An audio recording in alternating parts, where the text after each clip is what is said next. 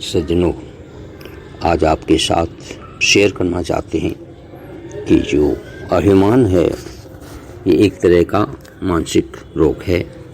और इसका क्या उपाय कैसे किया जा सकता है, इसके इलाज कैसे किया जा सकता है, इसका एक आख्यान आपके सामने प्रस्तुत कर रहा हूँ, शेयर कर रहा हूँ।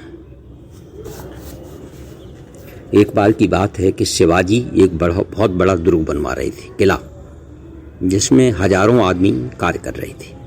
यह देखकर शिवाजी के मन में यह अभिमान पैदा हो गया कि मेरे द्वारा कितने आदमियों का जो है भरण पोषण किया जा रहा है।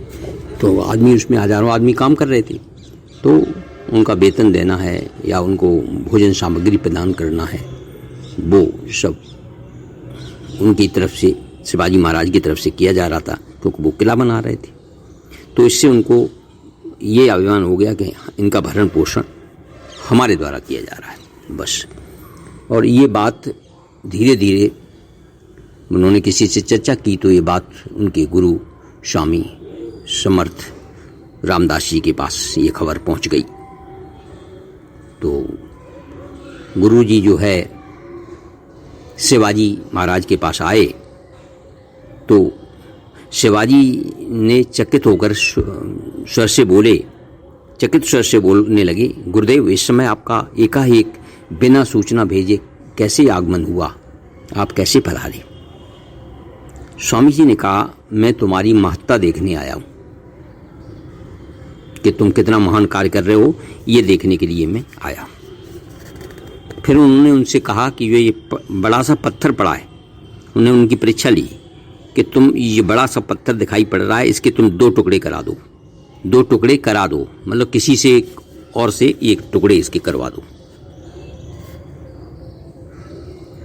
गुरु जी की आज्ञा पाते ही एक मनुष्य ने पत्थर को बीच से तोड़ना प्रारंभ कर दिया।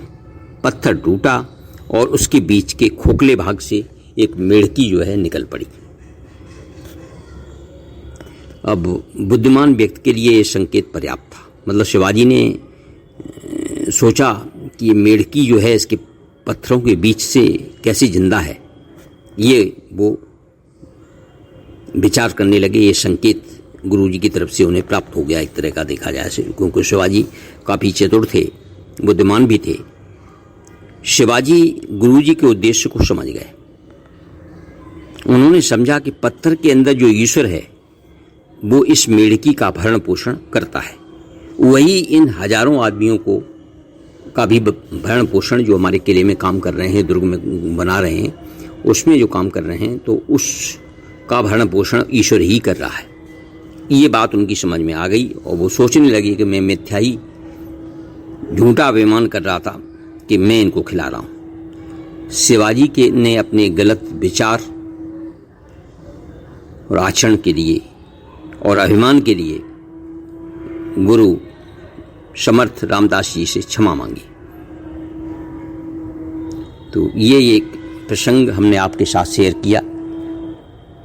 ओम इति श्री परमात्मने नमः। अगर आपको ये हमारा प्रसंग, अभिमान का जो विकार है, मानसिक रोग है, उसका इलाज पसंद आया हो तो कृपया इसे लाइक करें, शेयर करें, सब्सक्राइब करें और आगे फॉरवर्ड करें, जिससे और लोग भी इससे लाभान्वित हो सके।